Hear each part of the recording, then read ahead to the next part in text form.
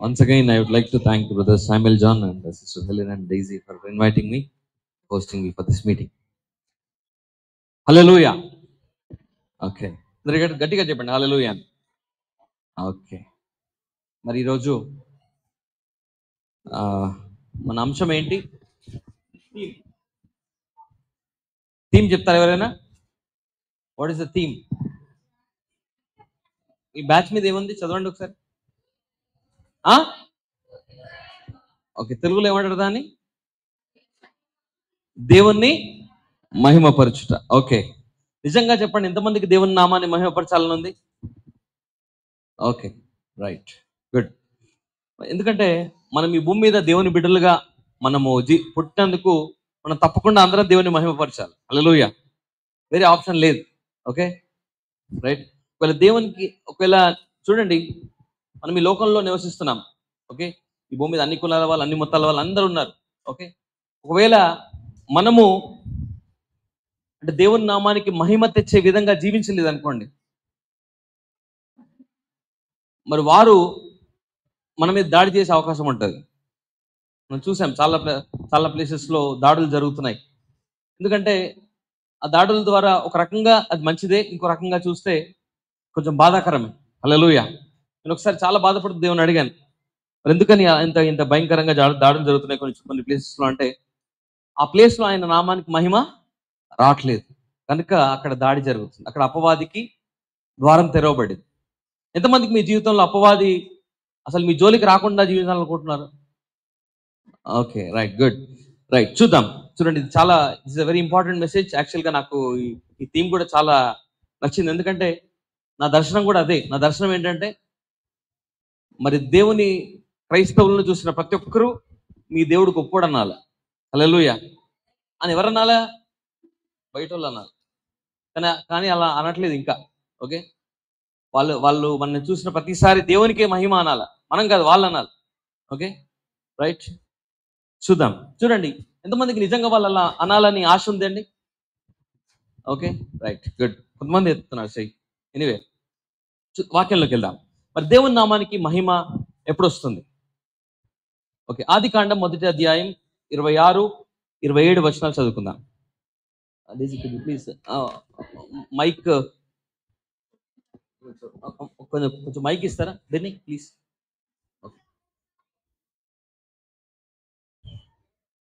యాక్చువల్గా రోజు రాత్రి నేను ప్రేయర్ చేసుకుని పండుగ 2 అవుతుంది టైం. రాత్రి కూడా 2 అయింది. ఓకే, అలారం పెట్టుకోవడం మర్చిపోయాను యాక్చువల్గా, అందుకే మన 12 అయింది వచ్చేవరకు. ఓకే, కూర్చుని బాగా నిద్ర వస్తుంది, అయినా కూడా ఎనివే. ఆదికాండం 1వ అధ్యాయం 26-27 వచనాలు చదువుకుందాం.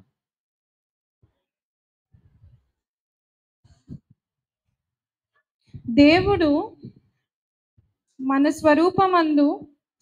తన స్వరూపమందు తన పోలిక చొప్పున దేవుడు మన స్వరూపమందు అన్నాడు. కరెక్టే, చదువు. ప్లీజ్ ఒక్క నిమిషం.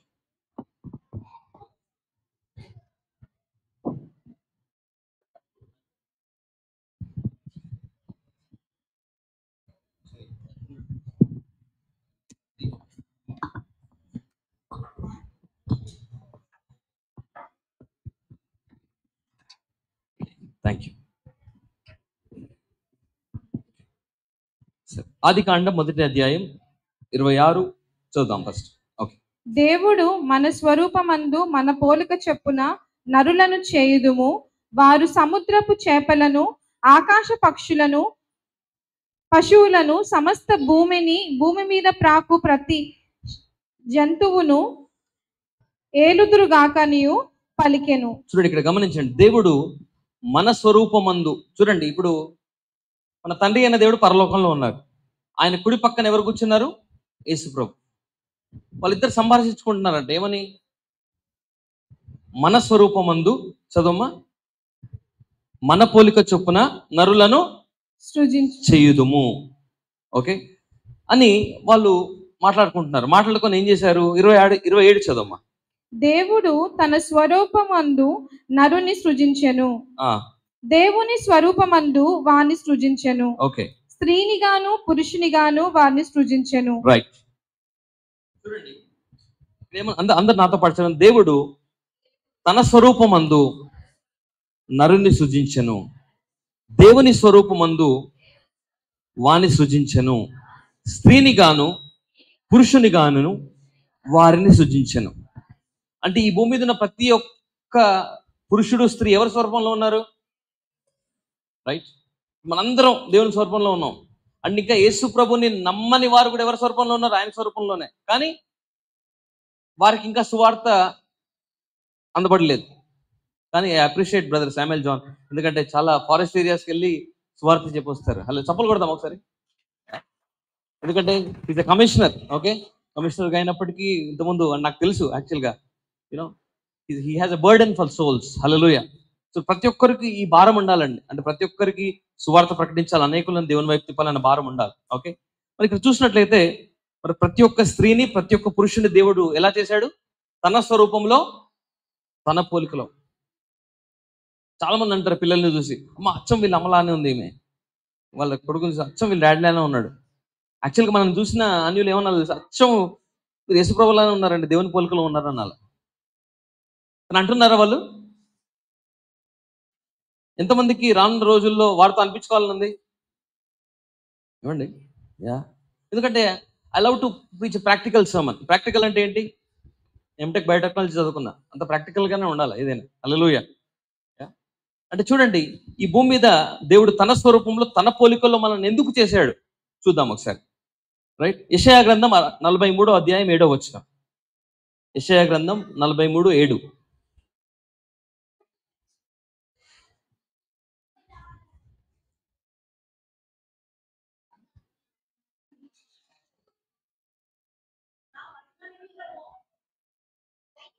చదవండి.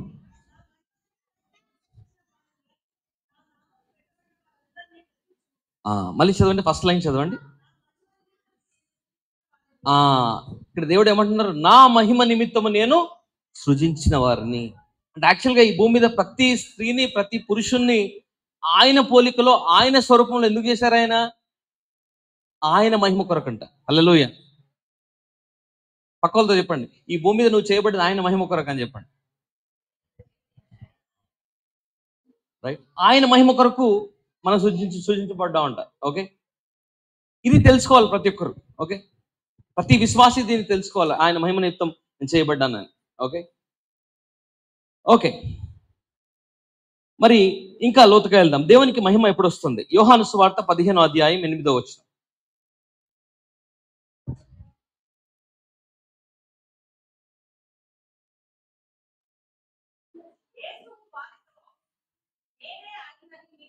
యోహాను సువార్త 15వ అధ్యాయం 8వ వచనం. మీరు బహుగా ఫలించుట వలన నా తండ్రి మహిమపరచబడును. ఓకే, ఇక్కడ ఏమంటున్నారు? మీరు బహుగా ఫలించుట వలన నా తండ్రి మహిమపరచబడును. హల్లెలూయా.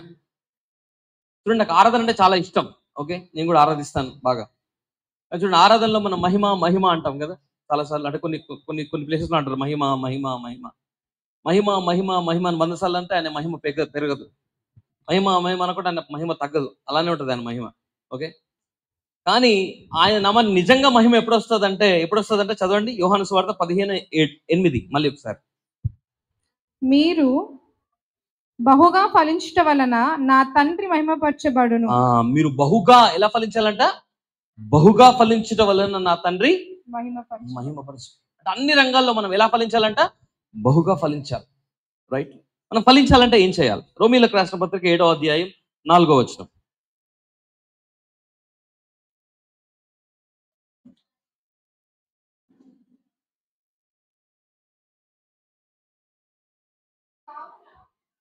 కావున నా సహోదరులారా, మనము దేవుని కొరకు ఫలమును ఫలించినట్లు మృతులలో నుండి లేపబడిన క్రీస్తు అను వేరొకని చేరుటకై మీరును ఆయన శరీరము ద్వారా ధర్మశాస్త్రము విషయమై మృతులైతిరి. ఓకే, ఏలయనగా మనము శరీర సంబంధులమై. ఒక నిమిషం మళ్ళీ చదువు. రోమీయులకు రాసిన పత్రిక 7:4. కావున నా సహోదరులారా, మనము దేవుని కొరకు ఫలమును ఫలించినట్లు. ఆగండి. ఓకే, సో మళ్ళీ నేను రివైజ్ చేస్తాను అప్పటి నుంచి చెప్పింది. మనం ఎవరి స్వరూపంలో చేయబడ్డాం? ఎందుకు? ఆయన మహిమ కొరకు. సరే, ఆయనకు మహిమ ఎప్పుడు వస్తుంది? మనము ఎవరు చెప్పారు బహుగాని? తప్పలు కొట్టండి ఒకసారి. ఎందుకంటే నేను డైజీకి తెలుసు, నాదంతా ఇంటరాక్టివ్ ఉంటుంది. ఇంటరాక్టివ్ అంటే నేను చిన్నప్పుడు ఒక సంఘానికి వెళ్ళేవాడిని. ఆరాధన ముగిసేది, మన పాటలు పాడేవారు, పాస్టర్ గారు మెసేజ్ చెప్పేవారు. మెసేజ్ ఎంత అయిపోయి ఆయన ఇట్లకెళ్ళి పోయేటోళ్ళు, వాళ్ళు అట్టకెళ్ళి పోయేటోళ్ళు. ఈయన పని ఏంది, ఆయన పనులు వాళ్ళు. వాక్యం ఎక్కిందా లేదా ఏం సంబంధం లేదు. ఓకే, సో అలా ఉండకూడదు. Okay, right. అమ్మా ప్లీజ్ పిల్లల్ని బయటికి తీసుకెళ్ళి ఆడిపించండి, ఎందుకంటే నేను చాలా చిన్న వర్తమానం తీసే వెరీ పవర్ఫుల్ సార్. ఓకే, ఎవరైనా అల్లరి చేస్తే వీళ్ళ పేరెంట్స్ ఎవరు, బయటికి తీసుకెళ్ళండి, బయటికి తీసుకెళ్ళి ఆడిపించండి. పిల్లల్ని కూర్చోబెడితే ఉండరు వాళ్ళు.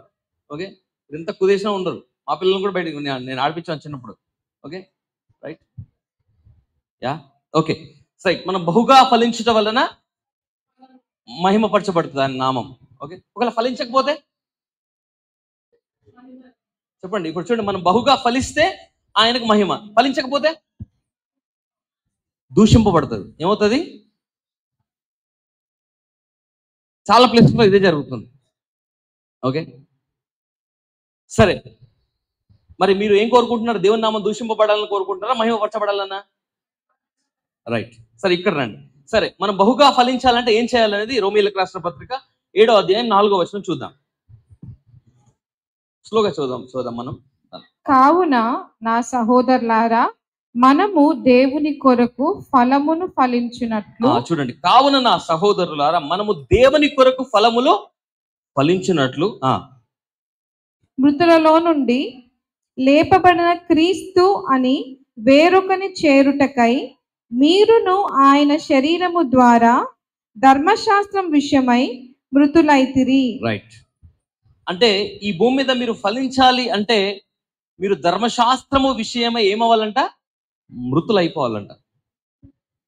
అంటే ధర్మశాస్త్రం అంటే ఏంటి? ఇప్పుడు ఉదాహరణకి నేను చూపిస్తాను మీకు. ఓకే, ఇప్పుడు ధర్మశాస్త్రం అంటే 10 ఆజ్ఞలు. 10 ఆజ్ఞలు ఎప్పుడు ఇచ్చారు దేవుడు? మోషే కాలంలో ఇచ్చారు కదా. సరే, కొంచెం సో ఆది కాండంకి నిర్గమకాండానికి మధ్యలో ఒక 3-4 సంవత్సరాల గ్యాప్ ఉంది. ఓకే, ఎంతమందికి యోసేపు యొక్క తెలుసు స్టోరీ?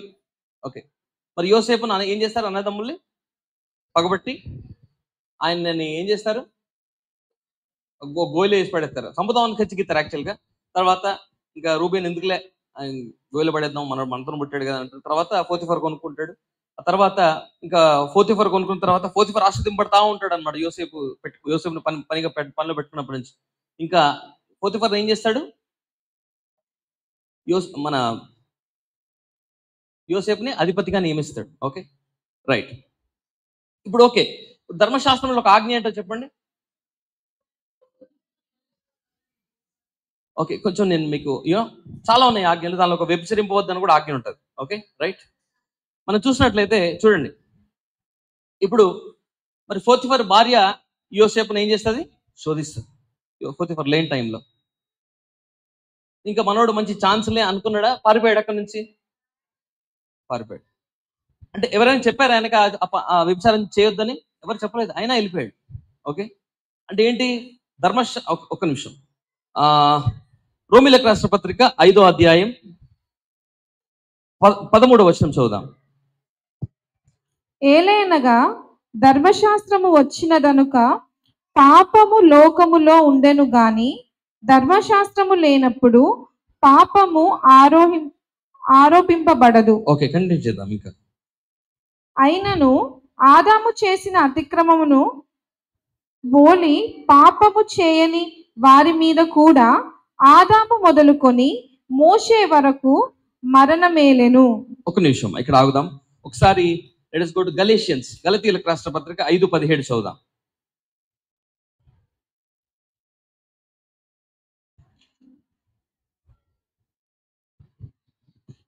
మీరందరూ ఈ మెసేజ్ రాసుకోవాలని నాకు కోరిక. ఎవరైనా రాసుకుంటారా? గుడ్. ఓకే, రోమీయులకు రాసిన పత్రిక 5:17. గలతీ 5:17 కరెక్ట్. శరీరము ఆత్మకును ఆత్మ శరీరమునకు విరోధముగా అపేక్షించును. ఇవి ఒకదాన్నొకటి వ్యతిరేకముగా ఉన్నవి గనుక మీరేమి చేయ నిశ్చయింతురో వాటిని చేయకుందురు. ఇప్పుడు నేను చెప్తున్న వర్సెస్ అన్ని మైండ్ లో పెట్టుకోండి. ఓకే, తర్వాత మళ్ళీ ఇక్కడికి వద్దాం. రోమీలకు రాసిన పత్రిక 3:20.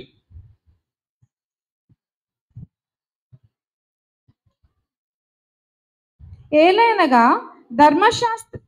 ధర్మశాస్త్ర సంబంధమైన క్రియల మూలముగా ఏ మనుష్యుడును ఆయన దృష్టికి నీతిమంతుడని తీర్చబడడు. ధర్మశాస్త్రము వలన పాపమనగా ఎట్టిదో తెలియబడుచున్నది. చూడండి, ఇక్కడ ధర్మశాస్త్రం వలన ఏం తెలియబడుతుందంట? పాపమనగా ఎట్టిదో తెలియబడుచుంది. యాక్చువల్గా ధర్మశాస్త్రం ఇవ్వడానికి రీజన్ ఏంటంటే ఆ ధర్మశాస్త్రం ద్వారా పాపం అనగా ఏంటో తెలియజేయాలని. ఓకే, చూడండి, ధర్మశాస్త్రం పరిశుద్ధమైనది, గుర్తుపెట్టు. ధర్మశాస్త్రం పరిశుద్ధమైనది, శక్తి కలిది, అన్ని అన్ని మంచివే. కానీ మానవుడు బలహీనుడు కాబట్టి ఆ ధర్మశాస్త్రాన్ని మరి పాటిద్దామని ఎంత ప్రయత్నం చేసినా సరే ఆ ధర్మశాస్త్రాన్ని పాటించలేక ధర్మశాస్త్రాన్ని ఉల్లంఘిస్తూనే ఉన్నాడు. కాబట్టి ధర్మశాస్త్రం ద్వారా ఏం తెలియబడుతుంది, పరచబడుతుంది? పాపం అనగా. అంటే పాత నిబంధనలో చూడండి, దేవుడు ఒక వ్యక్తిని నా హృదయానుసారుడు అన్నారు. ఎవరైనా? దావీదు. ఆయన చదువుకొని ఏం చేశాడు? ఆయన కూడా ఆజ్ఞలు ఉల్లంఘించాడు. చూడండి, మరి మోషే కాలంలో దేవుడు ధర్మశాస్త్రం ఇచ్చాడు. ఇచ్చిన తర్వాత ఇంకా పైకి రమ్మంటాడు. మోషే 40 రోజులు వెళ్తాడు. మోషే పైన నుండి కిందకి వచ్చిన తర్వాత వాళ్ళు ఏం చేస్తున్నారు చెప్పండి? దూడం చేసుకొని తనకు మొక్కుతున్నారు. ధర్మశాస్త్రంలో మొదటి ఆజ్ఞ ఏంటి? నీ దేవుడైన యెహోవా తప్ప వేరొక దేవుడు నీకు. మరి వాళ్ళు ఏం చేస్తున్నారు అంటే ధర్మశాస్త్రం పాటిస్తున్నారా, ఉల్లంఘించారా? ఉల్లంఘించారు. మరి దావీదు ధర్మశాస్త్రాన్ని పాటించాడా, ఉల్లంఘించాడా? ఉల్లంఘించాడు. అంటే ధర్మశాస్త్రం ద్వారా ఏం తెలియపరచబడుతుంది? పాపం అనగా ఏంటో తెలియపరచబడుతుంది. ఓకే, చూద్దాం. ఇంకా చాలా ఉన్నాయి కానీ నేను బికాస్ ఆఫ్ టైం నేను కుదించేసాను. 1 కొరింథీయులకు రాసిన పత్రిక 15:56.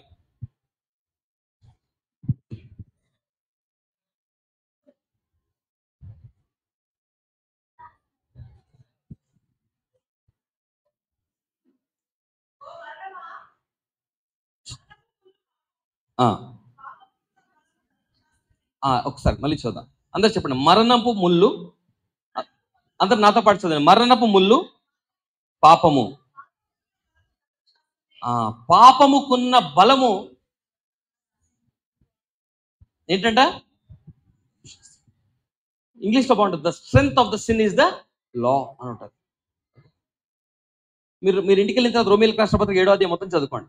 ఒక భక్తుడు ఇక ధర్మశాస్త్రాన్ని నేను పాటిద్దాం అనుకుంటున్నాడు కానీ పడిపోతున్నాడు, పాటిద్దాం అనుకుంటున్నాడు కానీ పడిపోతున్నాడు, ఇక ధర్మశాస్త్రాన్ని పాటించలేకపోతున్నాడు. చూడండి, చాలా ప్లేసెస్ లో మనము సువార్త వింటాం, చాలా సంఘాలకు వెళ్తా ఉంటాం. ఎప్పుడైనా గుర్తుపెట్టుకోండి, ఇది మ్యాన్ సెంటర్డ్ బుక్ కాదు. మ్యాన్ సెంటర్డ్ తెలుగులో ఏమంటారు నాకు తెలియదు. Would you like help me? This is not a man centred book, this is a Christ centred book. Okay, Christ centred అంటే చూపిస్తాను ఒకసారి. పాత నిబంధన కొత్త నిబంధన మధ్యలో ఒక పేజీ ఉంటుంది, తెల్ల పేజీ. దాని మీద ఏం రాసి ఉంది చూడండి ఒకసారి.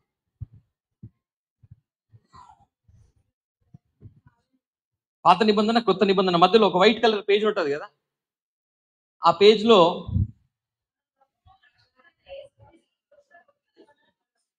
చూడండి, మన ప్రభువును రక్షకుడునైన యేసు క్రీస్తును గూర్చిన క్రొత్త నిబంధన గ్రంథము. ఇక నీ గురించి కాదు, ఇక నీ గురించి ఏం లేదు, ఆయన గురించే. ఓకే, సో పాత నిబంధనలు నువ్వేలాగా ఉండాలి, నువ్వేం చేయాలా, నువ్వు ఇట్లా ఉండాలి, అట్లా ఉండాలి, అట్లా ఉండాలి, ఇట్లా ఉండాలి అని చెప్పేసి దేవుడే ఇచ్చాడు ఆజ్ఞలు. అది హీబ్రూలో యాక్చువల్గా ఆయన అడిగానంట, వీళ్ళు నువ్వేం చేస్తా అంటే యాక్చువల్గా ఐగుప్తు దేశంలో నుంచి దేవుడు ఇజ్రాయెల్ని విడిపించాడు. విడిపించిన తర్వాత వాళ్ళు కృతజ్ఞతలు చెప్పారా, సనిగారా? సనిగారు. అయినా దేవుడు ఏం చేశాడు వాళ్ళ మీద? మన గురిపించాడు. ఓకే, వాళ్ళ సనుగులు విన్నాడు, అన్ని విన్నా కూడా వాళ్ళకి మన గురిపించాడు. పగలు మేఘస్తంభం, రాత్రి అగ్నిస్తంభం. గుర్తుపెట్టుకోండి, నువ్వు ఎంత చెడ్డోడైనా సరే దేవుడు మంచోడు. ఓకే, ఎప్పుడైతే నువ్వు ఆయన మంచోడని నువ్వు ఉన్న చెడుతనంలో కూడా ఆయన మంచోడని నమ్ముతావో అప్పుడు నీలో ఉన్న చెడు తొలగిపోయి నువ్వు మంచివాడిగా మారుతావు. అర్థమైన వాళ్ళు చప్పలు కొట్టండి. ఓకే, అందుకే ఆయన ఏమన్నారు? ఆయన పాపులకు స్నేహితుడు ఉంటుంది బైబిల్లో, ఆయన పాపుల రక్షకుడు. ఓకే, మనం చూసినట్లయితే దేవుడు సిలువలో మనం ఏం చేశాడో మనం చూద్దాం ఒకసారి. కొలస్సీయులకు రాసిన పత్రిక 2వ అధ్యాయం 13 నుంచి చూద్దాం. చూడండి, చాలా ప్లేసెస్ మనం వింటాం, నువ్వు ఎలాగ ఉండాలి, ఇట్లా ఉండాలి, అట్లా ఉండాలి, అట్లా ఉండాలి, అట్లా ఉండాలని. ఓకే, కరెక్ట్, అది వినడానికి బాగానే ఉంటది, కానీ చాలా మంది దాన్ని ఉల్లంఘిస్తున్నారు, పాటించలేకపోతున్నారు. అందుకే దేవుడు ఏం చేశాడు చూద్దాం. కొలస్సీయులకు రాసిన పత్రిక 2వ అధ్యాయం 13 నుంచి చదువుదాం. ఆ, చదవమ్మా.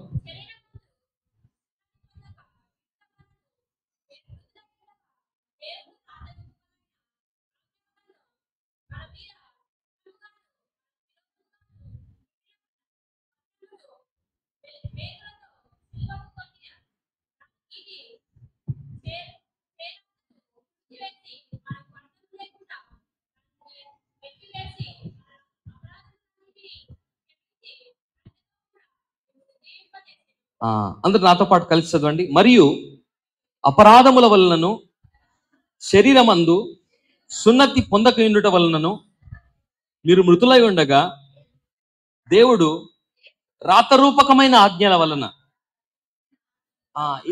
ఇవి ఏ ఆజ్ఞలండి? అది ఎవరు రాశారు? ఏమండి, ఎవరు రాశారు? దేవుడే కదా. అందుకే ఏమన్నాడు? దేవుడు రాతరూపకమైన ఆజ్ఞల వలన, చెప్పండి, దేవుడు రాతరూపకమైన ఆజ్ఞల వలన మన మీద రుణముగాను మనకు విరోధముగాను ఉండిన పత్రమును మేకులతో సిలువకు కొట్టి దాని మీద చేవ్రాతను తుడిచేసి, చూడండి, దేవుడే ధర్మశాస్త్రం రాశాడు 10 ఆజ్ఞల్ని కదా.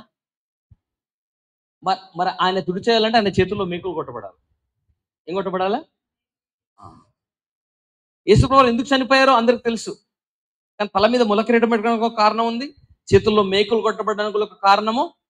ఆయన చేతుల్లో మేకు కొట్టి ఆయన రక్తంతో ఏం చేశాడు? దాన్ని తుడిచేశాడు. తుడిచేసిన దాన్ని కొంతమంది తీస్తారు బయట. ఇప్పుడు చూడండి, ఇప్పుడు మీ ఇంట్లో మీ పిల్లలు ఏదైనా పెన్సిల్తో రాశారనుకోండి, ఓకే, దాన్ని రబ్బర్తో మొత్తం రబ్ చేసి తీసేశారు. మీరు రబ్ చేసి మళ్ళీ రాస్తారు అనుకోండి, ఊకే వాళ్ళు, మీరు ఏం చేస్తారు? కోపం వస్తారు అది మీకు. అలా అందుకే చాలా మంది వారి జీవితంలో ఆశీర్వదింపబడడానికి కారణం ఏంటంటే దేవుడు తీసేసిన దాన్ని మళ్ళీ బయటికి తీస్తున్నారు. హల్లెలూయా. మరి దేవుడు ఏం చేశాడు? చేవ్రాతను. ఎందుకు? ధర్మశాస్త్రము ద్వారా ఏం తెలియపరచబడుతుంది? పాపమనగా ఇట్టిదో. పాపముకున్న బలం ఏంటి చెప్పండి? ధర్మశాస్త్రమే. అరే, ఇవి చేయొద్దు అని చెప్తున్నాడు కానీ చేస్తున్నారు, చేయొద్దు అని చెప్తున్నాడు చేస్తున్నారు, చేయొద్దు అని చెప్తున్నారు చేస్తున్నారు. అది ఇదేంటిది అని చెప్పేసి దేవుడు వచ్చి అవన్నీ తుడిచేసి, అలాగని అవన్నీ చేయమనా చెప్పండి? చేయమనా? అక్కడికి వస్తున్నాయి ఇప్పుడు. ఇంకా చేయొద్దని. గుడ్, వెరీ గుడ్, మంచి చెప్పారు. ఎవరో చేయమని అన్నట్టు వినబడ్డది నాకు. ఓకే, ఎందుకంటే చూడండి, దేవుడు అది తీసేసి తన ఆత్మను మనలో పెట్టాడు. ఎక్కడ పెట్టాడు? తన ఆత్మను మనలో పెట్టి, చూడండి ఒకసారి నేను అది కూడా చూపిస్తాను మీకు. అంటే మనము అది పాటించడం ద్వారా కాదు, ఆయన పరిశుద్ధాత్మ సహాయము చేత ధర్మశాస్త్రం కంటే ఎక్కువగా మనం పాటించగలం. హల్లెలూయా. అర్థమవుతుందా? చూడండి, ధర్మశాస్త్రం వ్యభిచరింపవద్దని చెప్తుంది కానీ భార్యను ప్రేమించమని చెప్పదు. అర్థమవుతుందా? యేసుప్రభువు ఏమన్నారు? నీ సొంత శరీరం వల్లే నీ భార్యను ప్రేమించు, అప్పుడు ఇంకా వ్యభిచారం చేయాల్సిన అవసరం ఉండదు. ఓకే, అంటే దేవుడు ఆయన ప్రేమ గలవాడు, కృప గలవాడు, దయగలవాడు. హల్లెలూయా. రైట్, సరే, ఇక్కడ చూద్దాం. మేకులతో సిలువ కొట్టి దాని మీద, చెప్పండి, దాని మీద చేవ్రాతను తుడిచివేసి మనకు అడ్డము లేకుండా దాన్ని ఎత్తివేసి మన అపరాధములన్నిటినీ క్షమించి ఆయనతో కూడా మిమ్మల్ని జీవింపజేశాను. ఆయన ప్రధానులను అధికారులను నిరాయుధులనుగా చేసి సిలువ చేత జయోత్సవముతో వారిని పట్టి తెచ్చి బాహాటముగా వేడుక కనపరచండి. అంటే ఏంటి? అపవాదికి ఒకప్పుడు ఇది ఒక ఆయుధం అంట. ఓకే, ఈ ఆజ్ఞలు ఇచ్చాడు, చూడు, వాడు ఆజ్ఞ ఉల్లంఘించాడు కాబట్టి పనిష్మెంట్ ఇవ్వు అని వాడు దేవుని దగ్గరికి వెళ్ళి ప్రశ్నించేవాడంట. యోబు కాలంలో వెళ్ళాడా లేదా? వెళ్ళాడు యోబు కాలంలో. ఓకే, అంటే మనం చూస్తే అంటే దేవుని సన్నిధిలో నిలబడడానికి మనకు అవకాశం లేదు. అందుకే దేవుడు ఏం చేశాడు? ఆ చేవ్రాతను తుడిచేసి మనకు విరోధముగా ఉన్న పత్రమును సిలువకు కొట్టి మనల్ని ధర్మశాస్త్రం విషయం ఏం చేశాడు? మృతులుగా చేశాడు. హల్లెలూయా. అసలు యాక్చువల్గా చూడండి, ఓకే, ఇక్కడికి మళ్ళీ ఒకసారి ఇక్కడికి వద్దాం. 1 కొరింథీయులకు రాసిన పత్రిక 15 .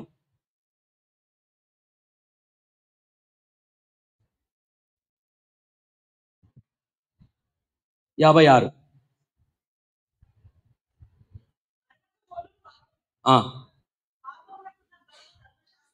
పాపముకున్న బలం ఏంటండి? ధర్మశాస్త్రం. ఇది చాలా మందికి తెలియదు. ఈ జ్ఞానము అందరికీ లేదు. అది వినడానికి బాగానే ఉంటుంది ధర్మశాస్త్రం, కానీ వాక్యం ఏం చెప్తుంది? అది ఓకే, అది ఒకవేళ విన్నావనుకో, నీకు నీకేం చేయడానికి బలం వస్తుంది?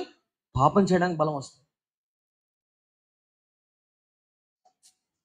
అంటే చూడండి, అంటే ధర్మశాస్త్రము ద్వారా ఏం బయటకు వస్తుంది? పాపము వలన వచ్చే జీతం ఏంటి అంటే దాన్ని ఒక మాట అనొచ్చు. ఏమనొచ్చు తెలుసా? మరణ శాసనం అనొచ్చు. ఏమనొచ్చు అండి? అది బైబిలే చెప్తుంది, నేను కాదు. సరే, మరి ఆ మరణ శాసనాన్ని ఇచ్చింది ఎవరు? చెప్పండి. దేవుడే. ఓకే, అందుకే చూద్దాం. ఇక్కడ చూడండి, యేసు ప్రభు ఎందుకు మరణించారో మీకు అర్థమవుతుంది. హెబ్రీయులకు రాసిన పత్రిక 9వ అధ్యాయం 16వ వచనం. హెబ్రీయులకు రాసిన పత్రిక 9వ అధ్యాయం 16వ వచనం.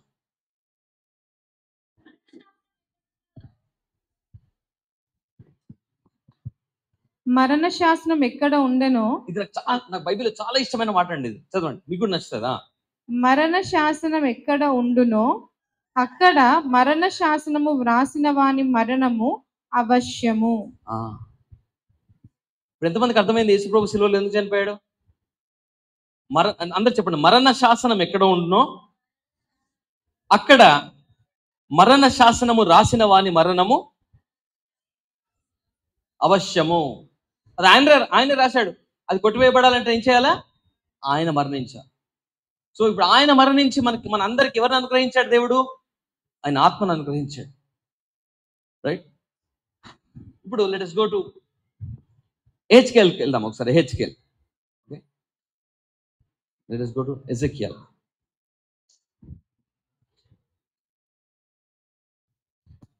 Ezekiel chapter 36 verse 27. అందరు స్పిరిచువల్ అండర్స్టాండింగ్ అనండి. ఇది లేదండి చాలా మంది. ఓకే, నా ఆత్మను ప్రార్థన చేయాలా ఇది రావాలని. ఓకే, చదవండి.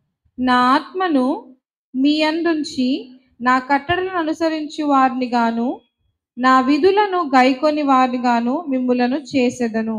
ధర్మశాస్త్రం ద్వారా చేసేదని అన్నాడా? ఏమన్నాడు? నా ఆత్మను మీ అందుంచి మీ కట్టడలను ఏమంటున్నాడు? మళ్ళీ చదవమ్మా. నా ఆత్మను మీ అందుంచి నా కట్టడలను అనుసరించి వారిని గాను నా విధులను గైకొను వారిని గాను మిమ్మును చేసేదను. ఆయన ఆత్మను మనలో పెట్టి వాటిని పాటించినట్టు చేస్తున్నాడండి. హల్లెలూయా. కానీ పాత నిబంధనలో పరిశుద్ధాత్మ వచ్చేవాడు, వెళ్ళేవాడు. కానీ సిలువ రక్తము ద్వారా మనందరికీ పరిశుద్ధాత్మను దేవుడు అనుగ్రహించాడు.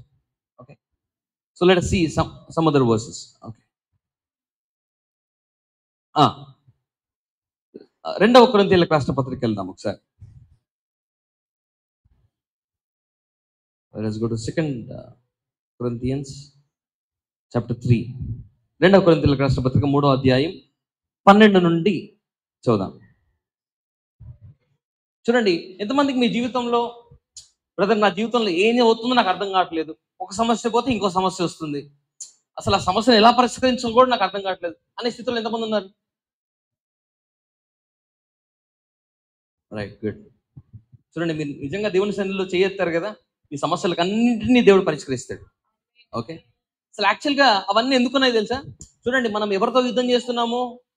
కనబడే శత్రువుతో కాదు, కనబడని శత్రువుతో. ఓకే, చూడండి, దేవుడు కనబడడు, వాడు కనబడడు. కనబడేటోడు అంటే 4 వేసి పోలీస్ స్టేషన్లో కేసేసి బయటికి పంపించచ్చు, కానీ వాడు కనబడడు. దేవుడు కూడా కనబడడు. చూడండి, ఎందుకంటే కొంతమందికి సత్యాలు తెలియదు. ఏం తెలియదు? సత్యాలు తెలియదు. అందుకే యోహాను సువార్తలో ఒక మాట అంటాడు. చూడండి, యోహాను సువార్త 8:31, 31, 32 చదివి ఇక్కడికి వద్దాం.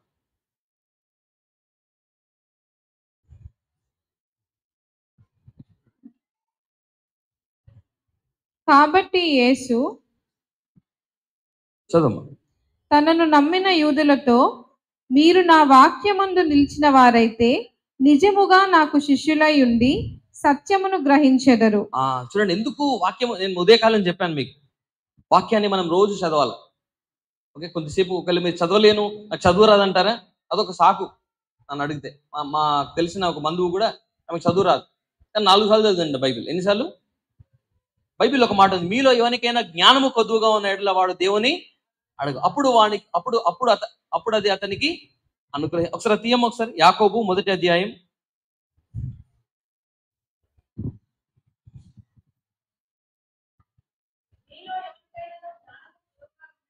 ఆ, ఆ, ఆ, ఆ.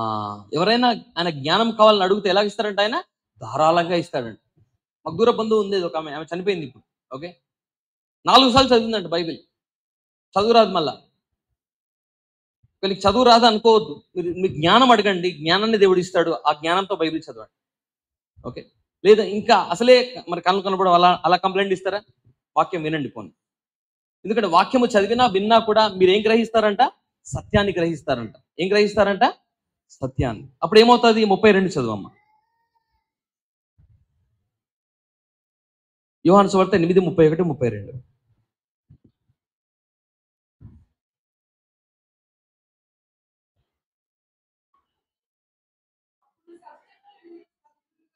ఒకసారి 31 కూడా చదవమ్మా.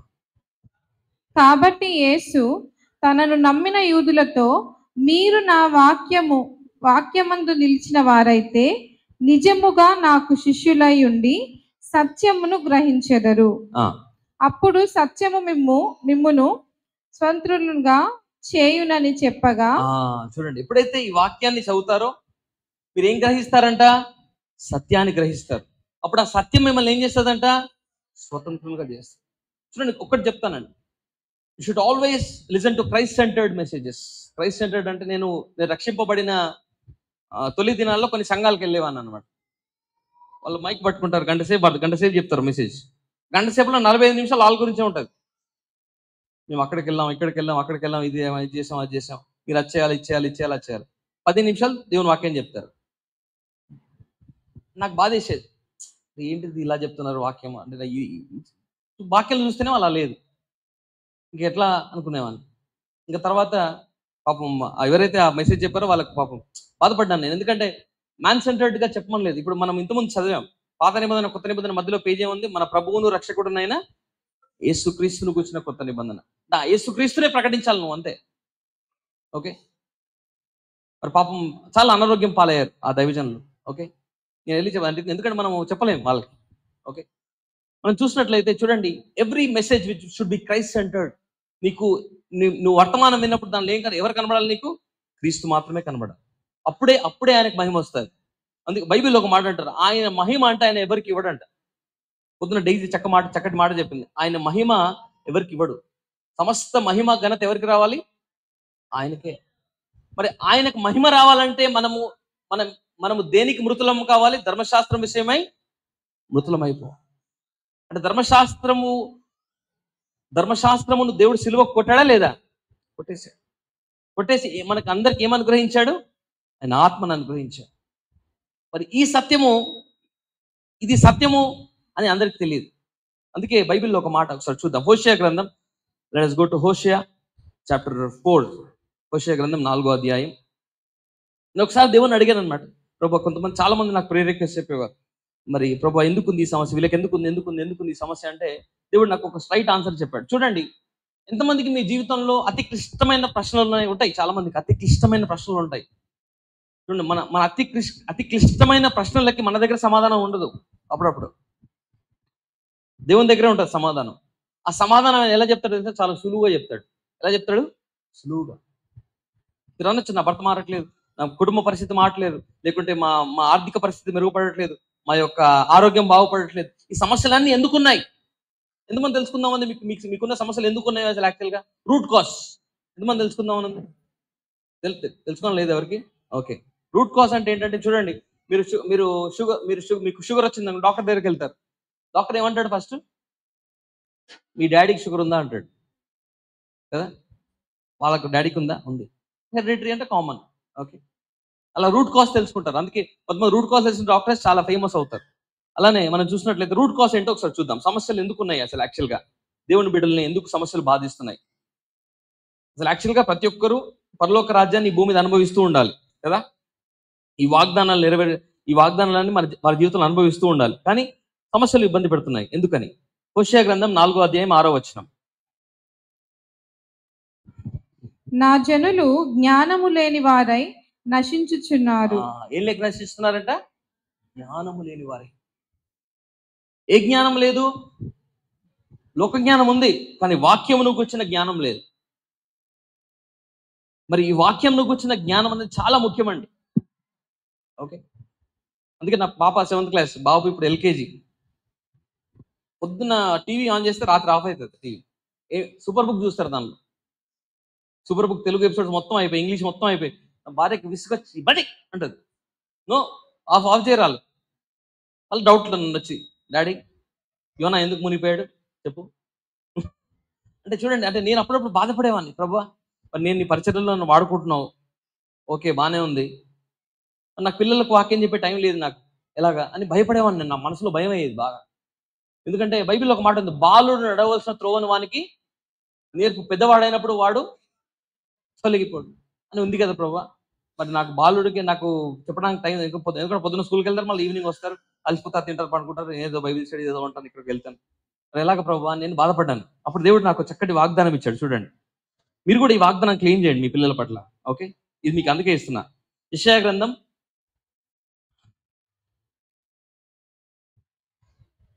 54:14, 54:13. మీ పిల్లలందరూ యెహోవా చేత ఉపదేశము నొందుదురు, నీ పిల్లలకు అధిక విశ్రాంతి కలుగును. దేవుడు అన్న అబ్బా రిలాక్స్ అయిపోయాను ఈ మాట తర్వాత. నీ పిల్లలకి నేనే ఉపదేశిస్తాను అన్నాడు దేవుడు. నా పిల్లలకి నేనే ఉపదేశిస్తాను, వాళ్ళకి అధిక విశ్రాంతి. అలా అడిగే డౌట్లకి నాకు ఫ్యూజులు ఎగిరిపోతాయి అప్పుడప్పుడు. ఓకే, అలా అంటాడు, అలాంటి డౌట్లు అడుగుతారు. ఎంతమందికి మీ పిల్లలకి అందరికీ దేవుడు ఉపదేశించాలనుకుంటున్నారు? అనుకోండి, క్లెయిమ్ చేయండి ఈ వాగ్దానం. Okay right, okay right. ఇంతకుముందు ఏం చెప్పాను నేను? దేవునికి మహిమ, దేవుడు తన స్వరూపంలో తన పోలికలు మనం ఎందుకు చేశాడు? ఆయన మహిమపరచడం. ఆయనకు మహిమ ఎప్పుడు వస్తుంది? మనం బహుగా ఫలించిన. మనం బహుగా ఫలించాలంటే మనము దేని విషయమే మృతులం అవ్వాలి? ధర్మశాస్త్రం విషయమే మృతులం కావాలి. Right, okay. సింపుల్ ఉదాహరణ నాకు చెప్తాను నేను మీకు. ఓకే, ఇప్పుడు ఈ భూమి మీద ఉన్నప్పుడు యేసు ప్రభు నుంచి కొంతమంది పొందుకోలేదు, చాలా మంది పొందుకున్నారు ఆయన దగ్గర నుంచి, కానీ చాలా మంది పొందుకోలేదు.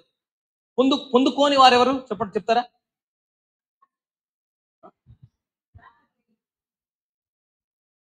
కొంతమందిని కోపడతాడు ఆయన.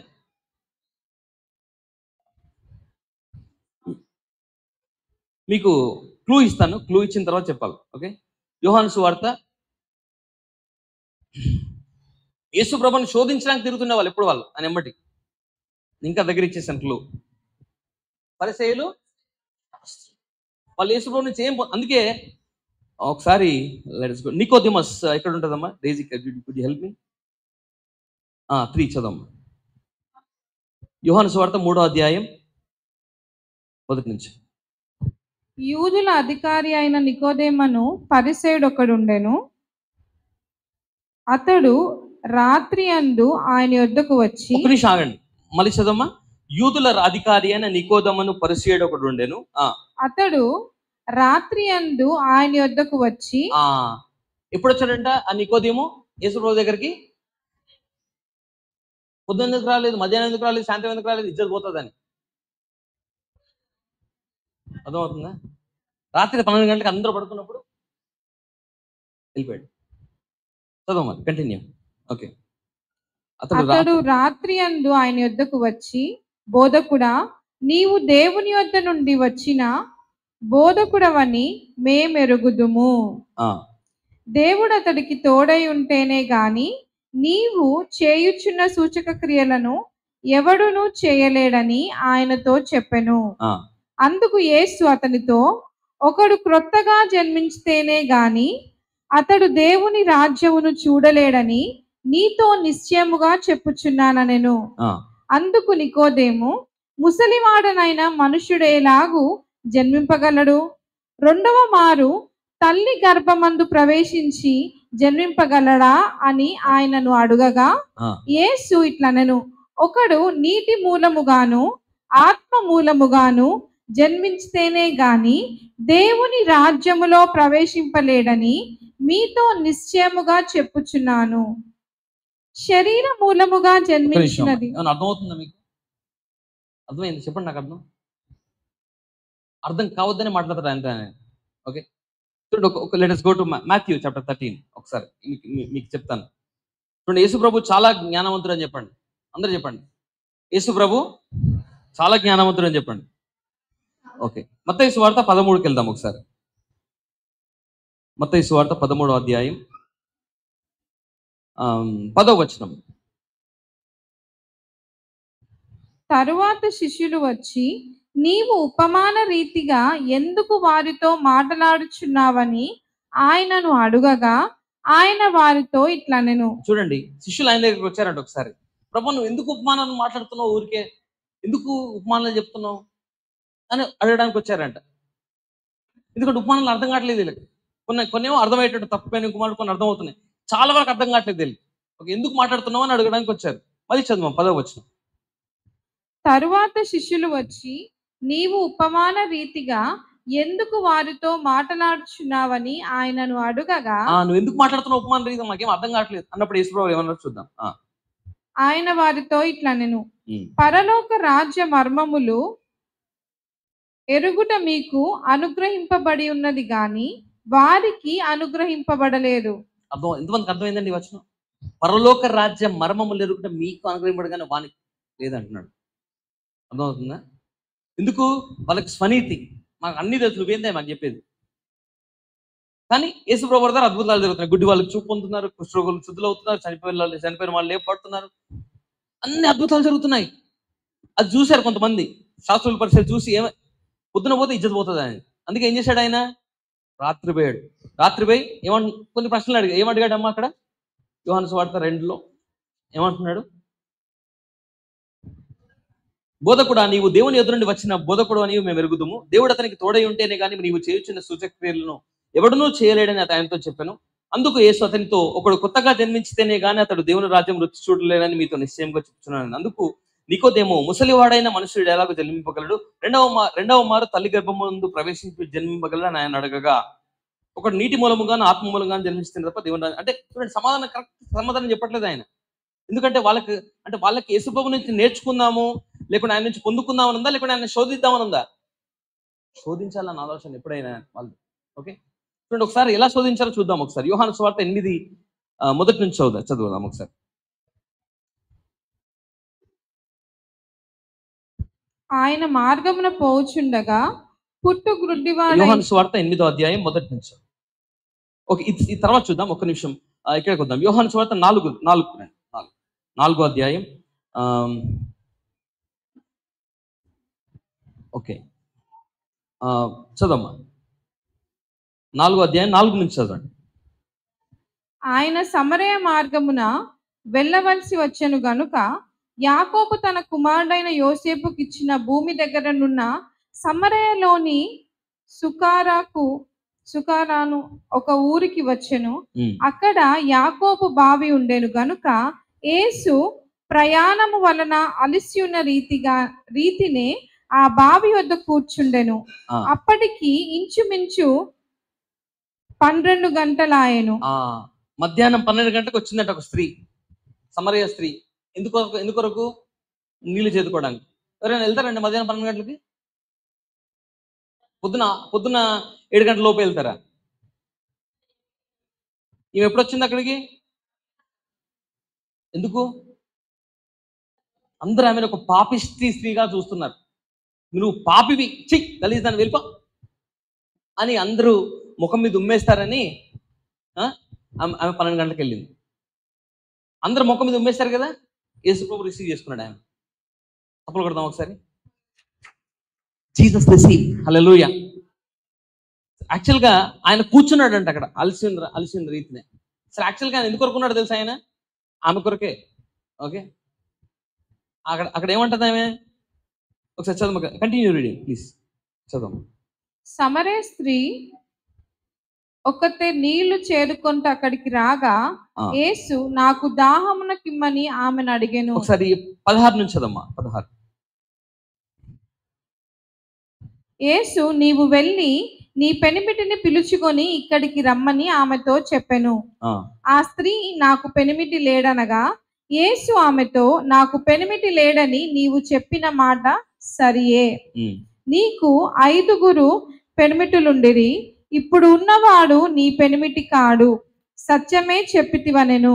చూడండి, పాపం అందరికి ఆ రోజు అందరికి ఒకరే, కానీ ఈమె పాపం ఈమె 5 అని చెప్పేసి అందరూ వెలివేస్తున్నారు. వెలివేసి ఈమె ఒక పాపిష్టి స్త్రీగా చూసి ఆమెను వెలివేశారు. కానీ అలాంటి పాపిని ఆయన ఏం చేశాడు? చేర్చుకున్నాడు. ధర్మశాస్త్రం ఏం చేస్తుంది? పాపం చేశామంటే సావాలని చెప్తుంది. కానీ దేవుడు ఏం చేశాడు? పాపిని రక్షించడానికి వచ్చాడు. హల్లెలూయా. ఒకటి గుర్తుపెట్టుకోండి, ఇది మీ జీవితాంతం గుర్తుపెట్టుకోవాలి. ఓకే, బుక్లో ఉంటే రాసుకోండి. యేసు ప్రభు వారు పాపిని ప్రేమిస్తారు, పాపాన్ని ద్వేషిస్తారు. మళ్ళీ చెప్పండి, యేసయ్య పాపిని ప్రేమిస్తాడు. మళ్ళీ చెప్పండి, యేసు పాపిని ప్రేమిస్తాడు, పాపాన్ని ద్వేషిస్తాడు. మళ్ళీ చెప్పండి, యేసు పాపిని ప్రేమిస్తాడు, పాపాన్ని ద్వేషిస్తాడు. ఇప్పుడు ఉదాహరణకు మీకు ఇష్టమైన వ్యక్తి ఉన్నాడండి, ఆ వ్యక్తి క్యాన్సర్ వచ్చింది, చనిపోయే స్టేజ్లో ఉన్నాడు. మీరు ఆ వ్యక్తిని ద్వేషిస్తారా, లోపల ఉన్న క్యాన్సర్ని ద్వేషిస్తారా? సో మనం కూడా ఏం చేయాలంటే, చాలా మంది యవనులు చెడు మార్గంలో వెళ్తున్నారు. Daisy, I appreciate you for this meeting. Okay, ఎందుకంటే మీ యవనులందరూ మీరు దేవుని మార్గంలో నడవాలని ఆమె పెట్టింది మీటింగ్. ఓకే, శామ్యుల్ జాన్ గారు, సిస్టర్ ఎందుకు ఇంత భారంతో పెట్టారు? వీరందరూ రక్షణలో, వీరందరూ యేసుప్రభు మార్గంలో నడవాలనే కదా, వాళ్ళకి ఎన్నో పనులు ఉన్నాయి, అయినా కూడా పెట్టారు. ఎందుకంటే మీరు మీరు ఒకటి చెప్తున్నాను, మీరు పాపంలో ఉన్నారా? దేవుడు ప్రేమిస్తున్నాడు నేను. ఓకే, నువ్వు రా ఆయన దగ్గరికి. ఆయన ఎప్పుడు నిన్ను త్రోసేయడు. ఓకే, నువ్వు ఆయన దగ్గరికి వస్తే ఆయన నిన్ను చేర్చుకుంటాడు. ఆయన కొరకు నువ్వు ఫలాల్ని ఫలించేటట్టు చేస్తాడు. హల్లెలూయా. రైట్, ఇంకా చాలా ఉంది, కానీ let me show you on the 2 scriptures and close. Okay, 2వ కొరింథీయులకు రాసిన పత్రిక 3:12-14 చదువుకుందాం. 2వ కొరింథీయులకు రాసిన పత్రిక 3వ అధ్యాయం 12-14 వచ్చిన.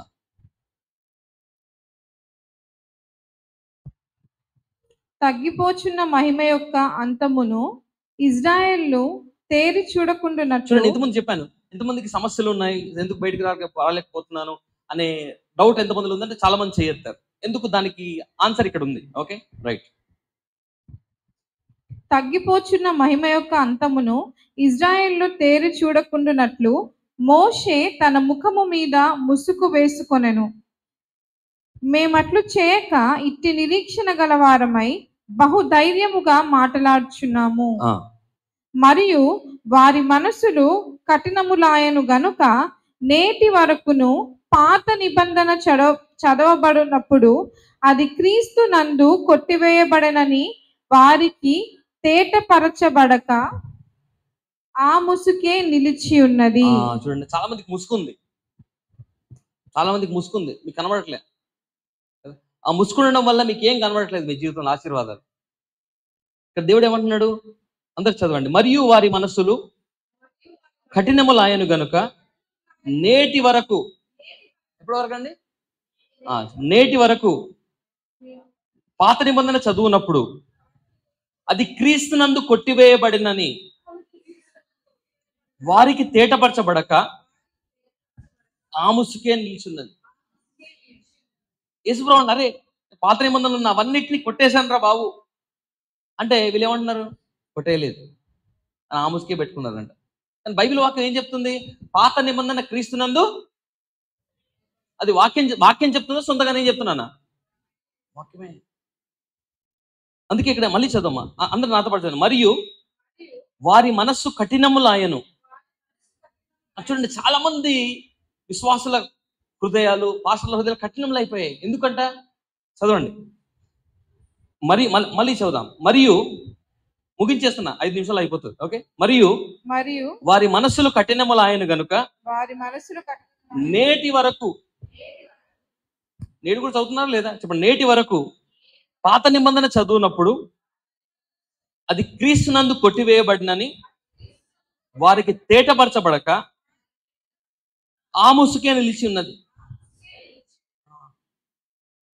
అంటే 100%లో 80% ఇంకా ముసుగులోనే ఉన్నారు. అందుకే ఏం కనబడట్లేదు. చెప్పండి, యేసయ్యా నీ వాక్యమున సత్యం ద్వారా మమ్మల్ని స్వతంత్రులుగా చేస్తున్నందుకు వందనాలు. మరి పాత నిబంధన ఉందా? ఇప్పుడు క్రీస్తునందు కొట్టివేయబడిందా? కాబట్టి మన కొత్త నిబంధన దేవుడు ఇచ్చాడు. అంటే we're not under the dispensation of law, but we're under the dispensation of grace. మనము ధర్మశాస్త్ర యుగంలో లేము, కృపాయుగంలో ఉన్నాం. ఏ యుగంలో ఉన్నాము? దేవుడు నిన్ను కృప ద్వారా నీతిమంతునిగా చేశాడు, నీ క్రియల ద్వారా కాదు. ఒకసారి చూద్దాం. ఎఫెసీయులకు రాసిన పత్రిక త్వరగా చదువుదామా. ఎఫెసీయులకు రాసిన పత్రిక 2వ అధ్యాయం 4 నుంచి చదువుదాం.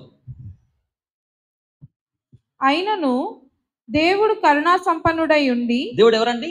కరుణా సంపన్నుడై ఉండి, మనము మన అపరాధముల చేత చచ్చిన వారమై ఉండినప్పుడు సైతము మన ఎడల చూపిన తన మహాప్రేమ చేత మనలను క్రీస్తుతో కూడా బ్రతికించెను. కృప చేత మీరు రక్షింపబడి ఉన్నారు. చూడండి, మనం దేని ద్వారా రక్షింపబడ్డాము? కృప చేత. 8-9 వచనాలు అదే అధ్యాయంలో. మీరు విశ్వాసము ద్వారా కృప చేతనే రక్షింపబడి ఉన్నారు. ఇది మీ వలన కలిగినది కాదు, దేవుని వరమే.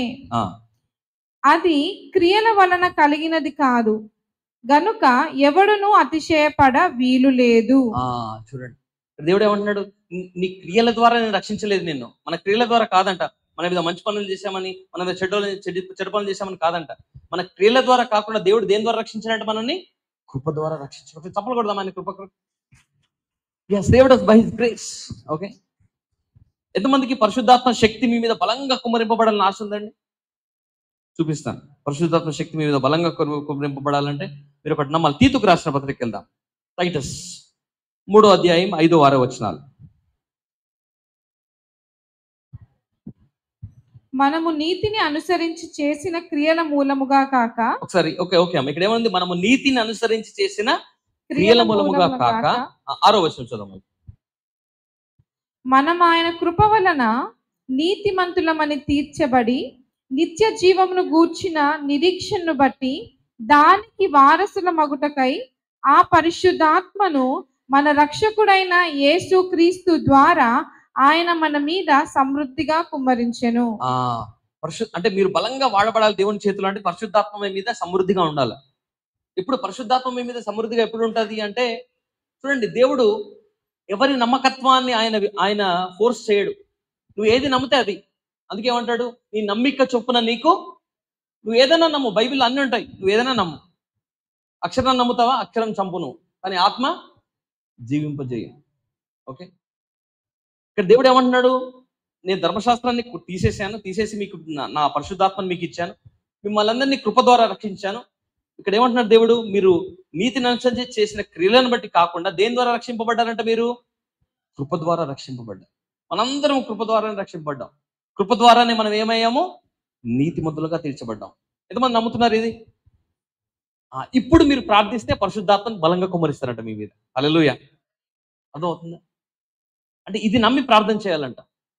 ఓకే, మనము ప్రభువా, నేను నీతిని అనుసరించి చేసిన క్రియలను బట్టి కాదు ప్రభు, నీ కృప ద్వారా నన్ను నీతిమంతులుగా చేసినందుకు నీకు వందనాలు. పరిశుద్ధాత్మ నా మీద సమృద్ధిగా కుమ్మరించి ప్రభు అంటే కుమ్మరిస్తాడు. ఎందుకంటే వాక్యం ఉందా లేదా? అది it is there in the word. Okay, right.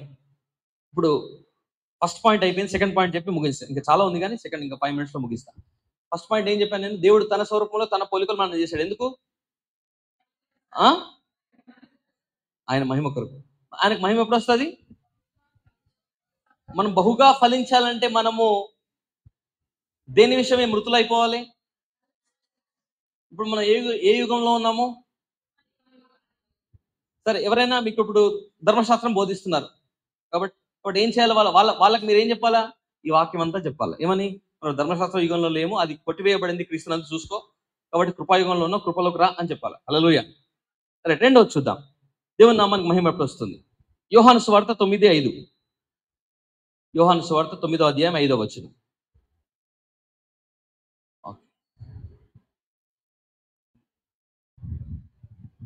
నేను ఈ లోకములో ఉన్నప్పుడు లోకమునకు వెలుగునని చెప్పాను. యేసు ప్రభు ఈ భూమి మీద ఉన్నప్పుడు ఏమన్నాడు? నేను లోకానికి వెలుగు అన్నాడు. ఇక్కడ ఏమంటున్నాడు చెప్పండి? నేను ఈ లోకంలో ఉన్నప్పుడు లోకమునకు వెలుగునని చెప్పాను. రైట్. ఇప్పుడు లోకానికి వెలుగెవరు? మత్తయి సువార్త 5:14.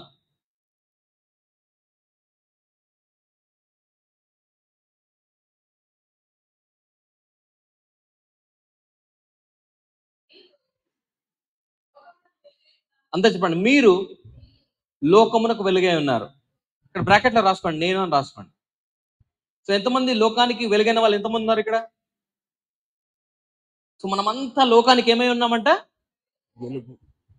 లోకమంతా చీకట్లో ఉంది, మనము లోకానికి, మనని దేవుడు ఏం చేశాడు? లోకానికి వెలుగుగా పెట్టాడు.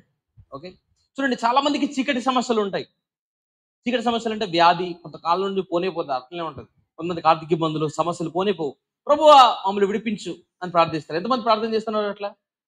ప్రభా ఈ చీకటికి అంతం కలగజేయి, ఈ చీకటి సమస్య నుంచి నన్ను విడిపించు, ఈ చీకటికి అంతం కలగజేయి అని ఎంతమంది ప్రార్థన చేస్తున్నారు? నిలబడండి ఒకసారి, ప్రార్థన చేస్తుంది. నిజంగా నేను కూడా మీకు కొరకు చేస్తా అనుకుంటున్నారా? ఓకే, ఇది నిజంగా చేస్తున్న వాళ్ళే. కూర్చోండి, మీకు ఈరోజు ఒక సత్యం చెప్తా. ఓకే, అంటే మీరు ఏమని ప్రార్థన చేస్తున్నారు రోజు? ప్రభువా ఈ సమస్య ఉంది, ఈ సమస్యకు, ఈ చీకటి సమస్యకు అంతము కలగదు, ఈ చీకటి సమస్యను తీసేయి అని ప్రార్థన చేస్తున్నారు కదా. కానీ దేవుడు పైనుంచి ఏం మాట్లాడుతున్నాడో చూద్దాం ఒకసారి. యోబు గ్రంథం 28వ అధ్యాయం 3వ వచనం.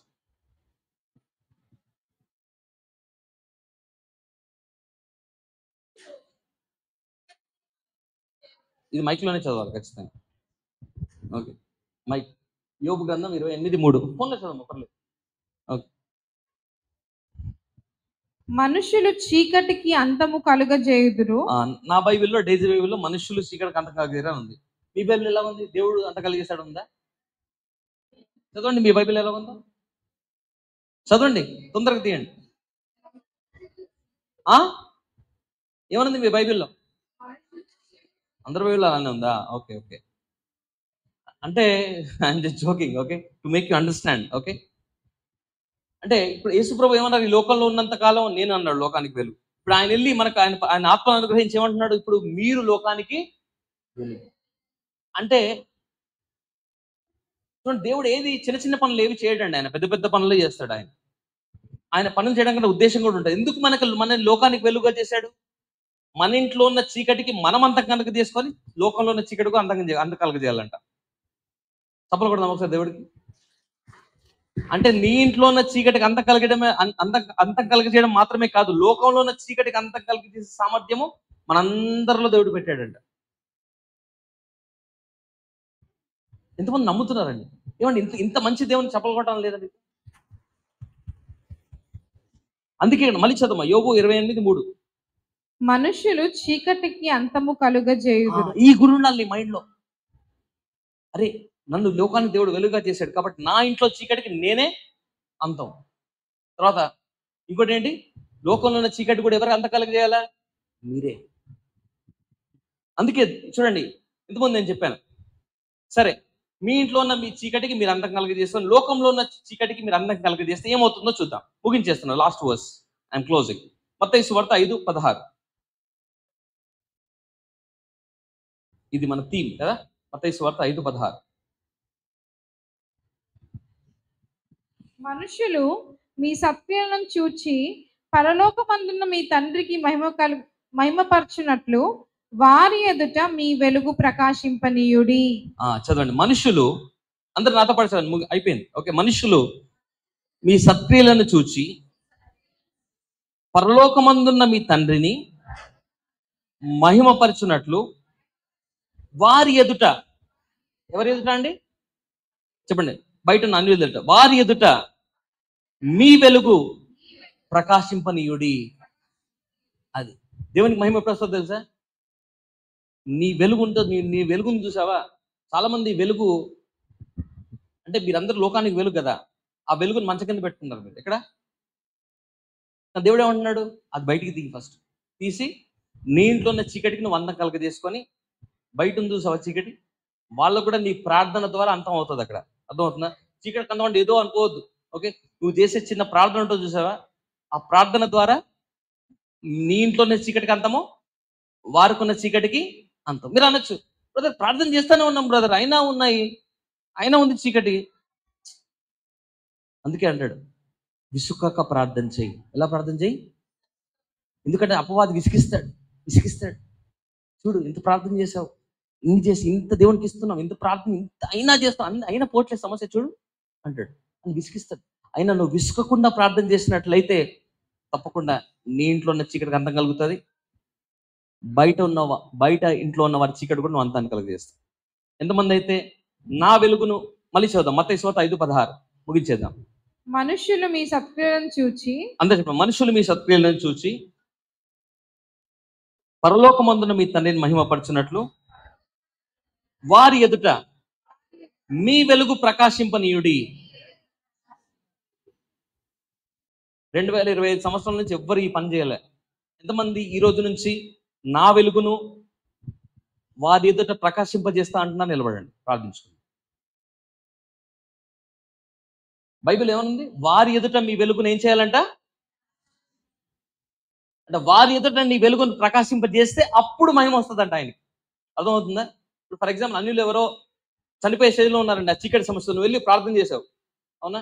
అక్కడ ఏమవుతుంది? చీకటి అంతం అయిపోతుంది. అప్పుడు వాడు ఏం చేస్తాడు? దేవునికి మహిమ అంటాడు. హల్లెలూయా, రైట్? ఓకే, ప్రార్థిద్దాం అందరం. చెప్పండి, యేసయ్యా నీకు వందనాలు, మమ్మల్ని అందరినీ నీ స్వరూపంలో నీ పోలికలో చేశావు. ఎందుకంటే నీ నామానికి మహిమ రావాలని. యేసయ్యా మేము బహుగా ఫలిస్తే నీ నామానికి మహిమ వస్తుంది. ఈ రోజు నుంచి మేము నమ్ముచున్నాం ప్రభువా, పాత నిబంధన నీ యందు కొట్టివేయబడింది. ధర్మశాస్త్రం విషయమై మృతులమయ్యాము, కృప ద్వారా రక్షింపబడ్డాము, క్రియలను బట్టి కాదు. యేసయ్యా మేము కృప ద్వారా రక్షింపబడ్డామని నమ్ముచున్నాము. మేము నీతిని అనుసరించి చేసిన క్రియలను బట్టి కాదు, మీ కృప ద్వారా మేము నీతిమంతులంగా తీర్చబడ్డామని మేము నమ్ముచున్నాము. ఈ రోజు నుంచి మమ్మల్ని బహుగా ఫలింపజేయండి. యేసయ్యా ఈ లోకంలో ఉన్నప్పుడు మీరు ఈ లోకానికి వెలుగని చెప్పారు. మీరు పరలోకానికి వెళ్ళి మీ ఆత్మను మాకు అనుగ్రహించి మేమే లోకానికి వెలుగని చెప్తున్నాం. మేమే చీకటికి అంతం కలిగజేసుకోవాలంటున్నావు. అంత సామర్థ్యాన్ని మాలో పెట్టినందుకు వందనాలు. యేసయ్యా మనుషులు మీ సత్క్రియలు చూచి మీ తండ్రిని మహిమపరచునట్లు వారి ఎదుట మీ వెలుగు ప్రకాశింపనీయమన్నావు. ప్రభువా ఇన్ని రోజులు మాకున్న సమస్యలను బట్టి, మాకున్న ఇబ్బందులను బట్టి మేము కృంగిపోయాం, కానీ మా వెలుగును బయట ఉన్న మనుషుల ఎదుట ప్రకాశింపనీయలేదు. కానీ ఈ వాక్యం సెలవిస్తుంది మేము లోకానికి వెలుగని. కాబట్టి యేసయ్యా నేను నా కుటుంబము మా వెలుగును వారి ఎదుట ప్రకాశింపజేస్తాం, నీ నామానికి మహిమ తెస్తాం. మమ్మల్ని ఆశీర్వదించమని యేసు నామమున ఈ ప్రార్థన అడిగి పెట్టుకుంటున్నాం తండ్రి, ఆమేన్. చప్పట్లు కొడదాం ఒకసారి దేవుడికి. God bless you.